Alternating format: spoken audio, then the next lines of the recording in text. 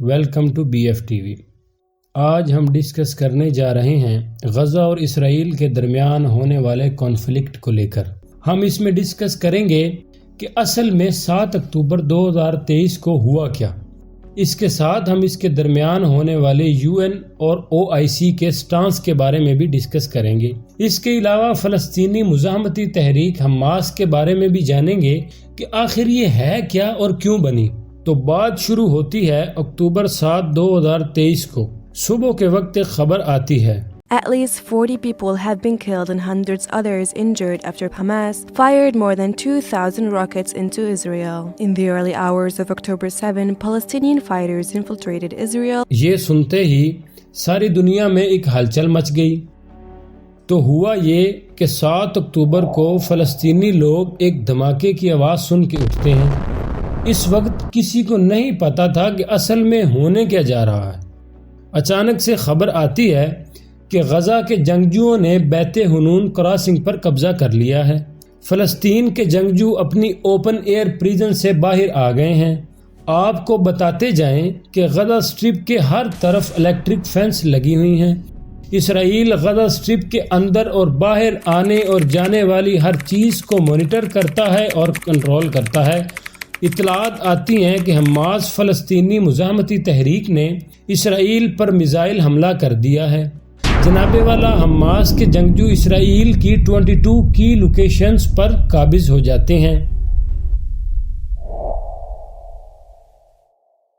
اسی درمیان اسرائیل میں ہونے والے نووا میوزک فیسٹیول پر حملہ ہو جاتا ہے۔ اسرائیل پورے عالم اسلام اور پوری دنیا کے سامنے اپنے آپ کو وکٹم ظاہر کر دیتا ہے اور غزہ پر حملہ کر دیتا ہے۔ اب حال ہی میں ایک نیوز پیپر کے مطابق اسرائیلی ہیلی کاپٹر نے نووا میوزک فیسٹیول پر حملہ کر دیا تھا، یہ جانتے ہوئے بھی کہ یہ سب اسرائیلی معصوم لوگ ہیں جن کا اس جنگ سے کوئی لینا دینا نہیں۔ اس حملے میں اسرائیلی ہیلی کاپٹرز نے اندھا دھن راکٹس فائر کیے جس سے وہاں کئی کیجویلٹیز ہوئیں اور اس کا مورد الزام بھی فلسطینیوں کو ٹھہرایا گیا۔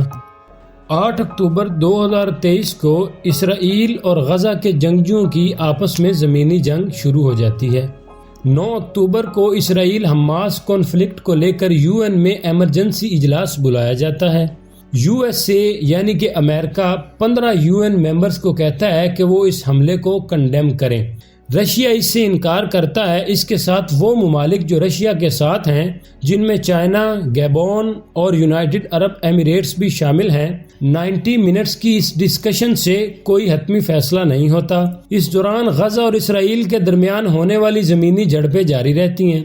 اس میں 3 ایریاز میں جھڑپیں ہوتی ہیں جن میں کیبوٹس، ایشکلون اور سدورت شامل ہیں۔ اطلاعات آتی ہیں کہ اسرائیل کے غزہ پر شیلنگ اور بمباری سے 1,23,538 اکارڈنگ ٹو الجزیرہ فلسطینی بے گھر ہو جاتے ہیں۔ اس میں حماس کے جنگجوؤں نے 100 اسرائیلیوں کو بھی قیدی بنا لیا ہوتا ہے، جس میں اسرائیل کے سینئر آفیسرز، اسرائیلی مرد، اسرائیلی عورتیں اور بچے بھی شامل ہوتے ہیں۔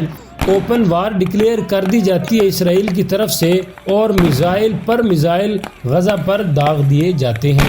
اس دوران ہیومن رائٹس آرگنائزیشنز UN کو قصوروار قرار دیتی ہیں جو اسرائیل کی طرف سے آکوپائیڈ فلسطینی لوگوں کے خلاف ہونے والی وائلنس کو کب سے کور کر رہی ہیں یا ان کے حق میں بول رہی ہیں۔ ان آرگنائزیشن میں سرفہرست الحق المیزان، فلسطینین سینٹر فار ہیومن رائٹس بتاتی ہیں کہ اسرائیلی پچھلے 2 سالوں سے سیکنڈ انتفاضہ سے بھی زیادہ وائلنس کر رہا ہے اور پچھلے 2 سالوں سے UN ان معاملات کو حل کرانے میں مکمل طور پہ ناکام رہا ہے۔ 10 اکتوبر 2023 کو اطلاع آتی ہے کہ بے گھر فلسطینی اپنے آس پاس موجود سکولز میں پناہ لینا سٹارٹ ہو گئے ہیں۔ اس دوران ہر روز فلسطینی مرتے ہیں۔ دیکھتے ہی دیکھتے یہ جو مرنے کی ریشو ہے जिसे हम डेथ टोल कह सकते हैं, वो 2000 से बढ़कर 3000, 3000 से बढ़कर 5000 और फिर 5000 से भी बढ़ जाती है। अक्टूबर 18, 2023 को OIC का एक इजलास तलब होता है जिसमें तमाम मुसलमान ममालिक शिरकत करते हैं और मुतफ़िक़ा तौर पर इसराइल के गजा पर हमले की मज़म्मत करते हैं। लेकिन इस इजलास में मौजूद ईरान के फॉरेन मिनिस्टर हुसैन आमिर अब्दालियन तमाम मुस्लिम ममालिक जो इसराइल को तेल सप्लाई कर रहे होते हैं उनको कहता है कि आप इसराइल को तेल की सप्लाई बंद कर दें, यानी कि ऑयल सैंक्शंस लगा दें, जिससे OPEC इनकार करता है और ये कहता है कि ये फौरन मुमकिन नहीं।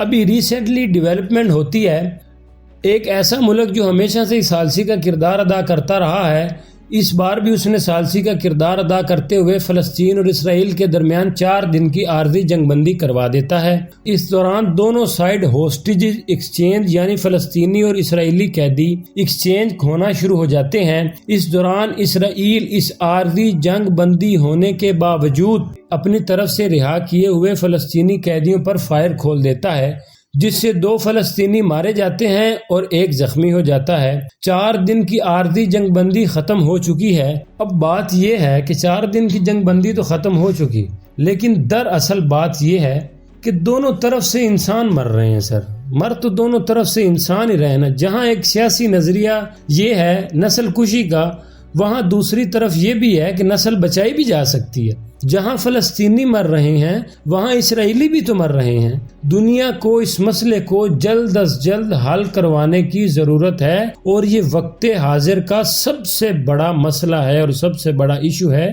जिसे कि तमाम उम्मत मुस्लिमा बल्कि पूरी दुनिया को मिलकर इसको हल करवाना चाहिए। मैं हूँ आपका मेज़बान चार्ली। मिलते हैं अगली वीडियो में।